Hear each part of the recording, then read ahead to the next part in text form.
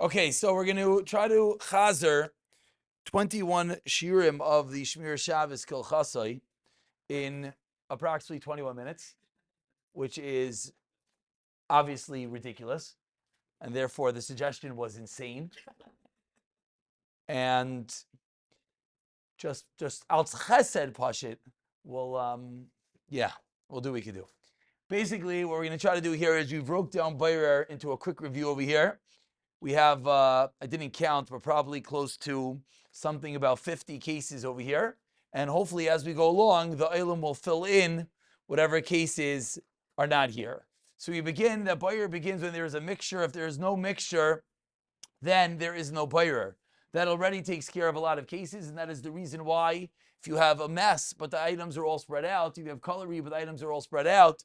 We spoke about the Tehillim Mechulak, if you have all 30 days of Tehillim. So someone asked, so if I put them back on the table now that they're a mess, I can't sort them back up. Correct. So what's the Eitzah? Don't put them back in a pile. When you collect Tehillim from all the women, or men are allowed to say Tehillim also, believe it or not. Last time I checked, David HaMelech was a man, actually.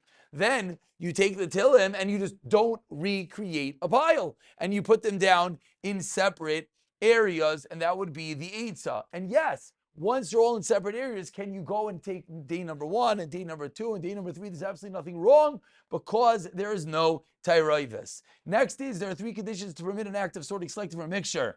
And it's only permissible if all 3 conditions are met. What are the 3 conditions? Before we even get there, we remind ourselves that lacking even one condition will result in an Isser De'araisa. Excellent. Of Bayrer. Beautiful. Not an Isser De'araisa of Bishul, Baruch Hashem, but an Isser De'araisa of Bayrer. Why? Why is it Isser De'araisa of Bayrer? Because we're learning Bayrer, so it's Isser De'araisa of Bayrer. That was odd.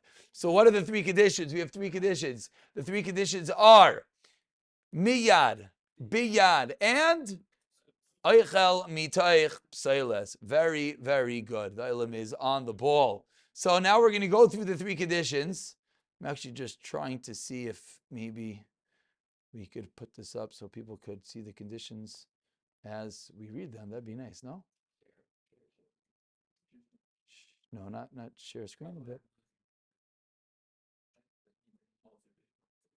what do you say?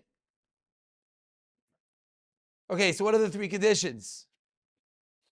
No? Chavra. Wonderful. So therefore, I'm sorry. And we continue, now that we have the notes open as everyone can see them along with us. We're in the middle of reading Miyad, Biyad, and Eichel Mitaich Pseiles. So Biyad, we explained, is with one's hand. It's only permissible if the act of sorting selection is done with your hand, which excludes specialized utensils. Number 2 is Miyad for immediate consumption. And number 3 is good from the bad. So let's go into condition number 1, which is Biyad. So we go through a bunch of cases that are called your hand versus cases which are not called your hand. Cases which are called your hand are your hand. Very good. Number 2, says Moshe Feinstein, is your fork, not your spoon. A spoon is a spoon, chavra. It's called a spoon, or your knife. Number 3 is we spoke about a peeler for edible peels. We say edible peels because it's a big machlekes. L'maiser Moshe Feinstein was making on a peeler for anything. What's edible peels? Don't think it's a potato, because a potato is a muk. So why you'd peel it, I do not know. Someone actually asked an interesting question. Well, peeling a potato for a burn. The burn chevra that use potatoes, if it's that level of burn, there'd be a mukkah to be makel on the muksa. Carrots would be a good example of an inedible peel that l'chayra one could and should be machmir. Number 3 is an apple or a pineapple core. We spoke about Rav Shmuel Kamenetsky's heter, and as much as the Shemiras Shabbos wanted to be machmir. And number 5 is our salt shaker with the rice inside. There some Zalman who's mitzarif likula, as well as Rafal said similar. Yes, there is a mukkah to be machmir if one would like. What is aser? Very important is your slotted spoon, your colander, and your French press, coffee press, or your pot cover to hold back your liquids. What was the question? The salt shaker is a very unique heter, is that when you have a utensil which is made to be used in the eating process, says Shemiras Shabbos, that can't be called a kli bairer, because when we define bairer le'isser is called preparation, bairer leheter is called achila. So an item which is used for achila, your salt shaker at the table in your food, says Shemiras Shabbos, will be mufka from the rules of bairer. Why is the Korah fine? Who wants to answer the question? Because there's good as well that is inside. The peel says Rav Shmuel Kamenetsky. Shlomo Zalman Lemaisa wanted to be machmir. Inside the core, there's still good stuff. And if your core is, you take an apple and it's a thing that you stab through the center of the apple and it pulls out the center of the core. Yes, and if anyone, maybe after Zachem Tov, you'll teach the Eilam how not to ever about tashas. How do you eat an apple? You don't go around. What do? No. You just go straight from one side to the next, and you end with 3 pits and the stem, which means that when you take out the core, you're losing about 30% apple in the garbage. The Meister Shlomo Zalman is machmir. Shlomo Zalman is machmir, but we mentioned that Rav Shmuel is mekel. Condition number 2 is miyad. What is miyad? So we said a bunch of examples. Selecting coloring to set the table for the meal. Sorting, I don't know if we spoke about this at length, but sorting cards, toy money for playing, a very big misconception. Kids are taught you're not allowed to sort things. And the example they use is like the Monopoly game, you can't sort the money out. Well, that's true, but not if you're playing, because if you're playing, you're sorting it to play. That's called a miyad usage. So the difference is going to be whether you're sorting to play or sorting to put away. He tells the kids they love it because they don't want to sort to put away anyways. The mommies don't appreciate it so much. But listen, that's the halacha. Number 3 is selecting clothing from within a pile of laundry to get dressed. Number 4 is peeling eggs to serve at a meal. Now we go over what are the miyad cases which are usher. Selecting coloring from ballots at the table the night before. Sorting cards, saving money to put away the game. If you notice, the 2 sides correspond to each other. Selecting laundry ball the night before for the next day. Someone didn't chat bear. I'm sorry, I had to point that out. And number 5, like, well, it's such random things. Didn't we hear those? Number 5 is peeling eggs to serve at a later meal. Similarly, Shlomo Zalman made a very strong emphasis that if you're creating extra egg salad, bikavanah, for later, that's also going to be usher. The fact that you serve it doesn't make it a heter. So much so that we saw the shartzim, we saw the primigadim, that even the leftovers isn't so gishmak. Now, obviously, you're allowed to serve zakta kafachayim, you're allowed to serve beravchos, you're allowed to serve bechavot, you're allowed to serve something that someone would eat. But if it's you and your wife and you put out 20 eggs made into an egg salad, and interestingly enough, you happen to be having all the kids and grandkids over for Shalosh Shudis, you bring it to the table and you're like to your wife, well, I don't like eggs. You like eggs? She's like, oh yeah, I love eggs. And she takes one little bite of the eggs and the whole thing perfectly goes back. That would be usher. Number 3, Eichel mitoich psoiles, which in case you don't know what that means, that's food from, yeah, okay, that was not right. No, number 1, that's mutter, is selecting the fresh fruit from the rotten fruit. Number 2 is selecting onions from the salad to give to someone else at the meal. We said if you're not giving it to someone else, you're just putting it up for grabs. L'chayra, that's not so glatt, but maybe that's only because it's an onion. Maybe if you were like, pulling out the red Mike and Ike's because you're that weirdo that only likes the yellows, so you're pulling out the reds and saying, who wants the red? Like, obviously everyone at the meal is going to like the reds. Someone's at the door, and therefore that would be allowed. Number 3, picking a meat from away from the fat. We spoke about the fact that if you're cutting meat and fat, you could take the meat from the fat. You can't take the fat from the meat. Now, what are cases of eichel b'tach psoiles which are usher? Removing nuts or kids' toys from a bowl of cherries. Why are there nuts in the bowl of cherries? Same way the kids' toys got into the bowl of cherries. Things happen in life. Removing onions from a salad to discard. Pushing away large pieces of fat from meat. Cutting off spoiled parts of the fruit. Those are all cases of non or in English, and they are usher. Now we go to exceptions, and as you're going to see, a lot of the exceptions over here are things that we have spoken about. You can learn in here. So what's the problem? I can yell louder than you. You try. Many have tried. None have succeeded. We do this daily. Exceptions. Here we go. Exception number 1, I like to coin as access. What does that mean? It means there's no other way to access the desired items, and you're allowed to move away the non-desirous item. This is Shlomo Zalman's heter. It's a big machlekes whether you could do this only for miyad or not. Shlomo Zalman was only makel for miyad.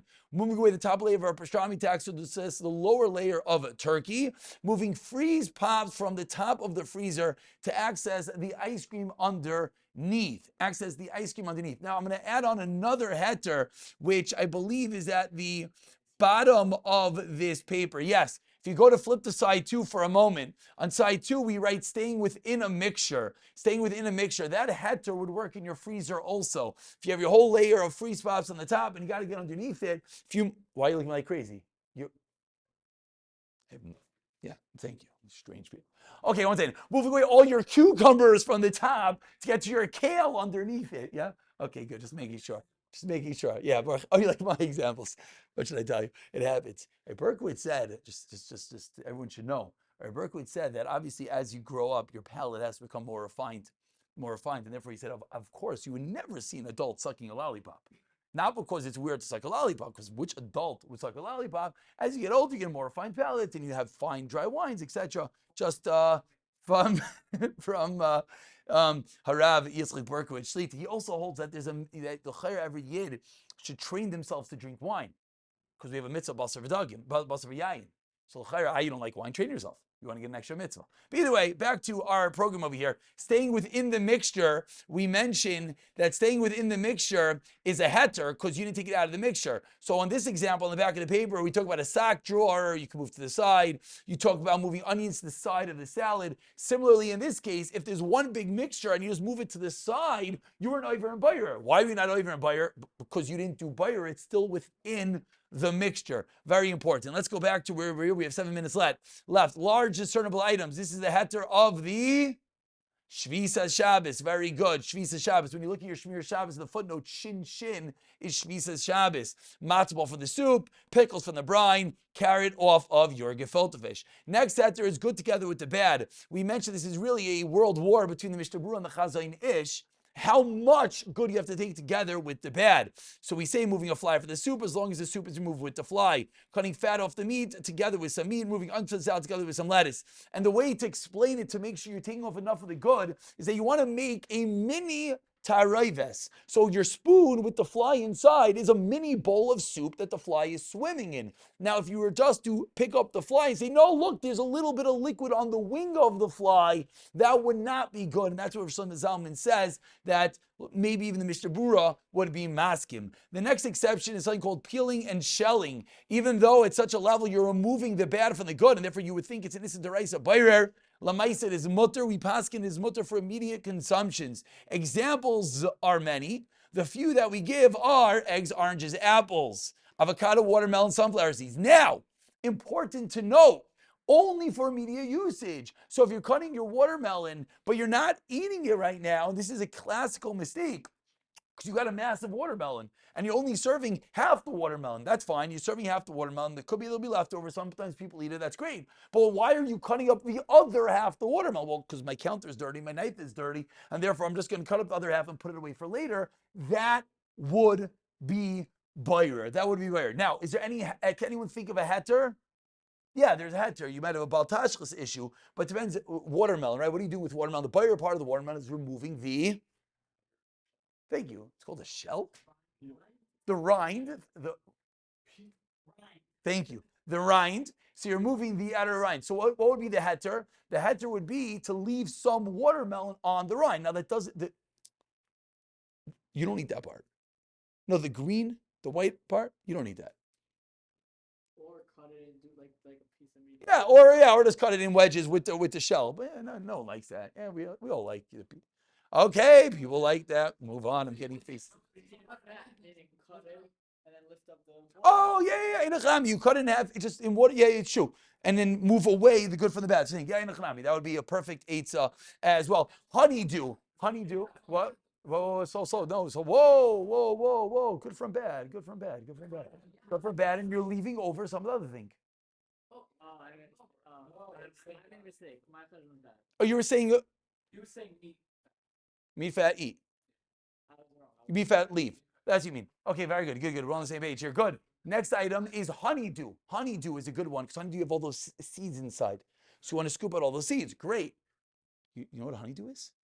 Oh my gosh, seriously. You want to take the purple one.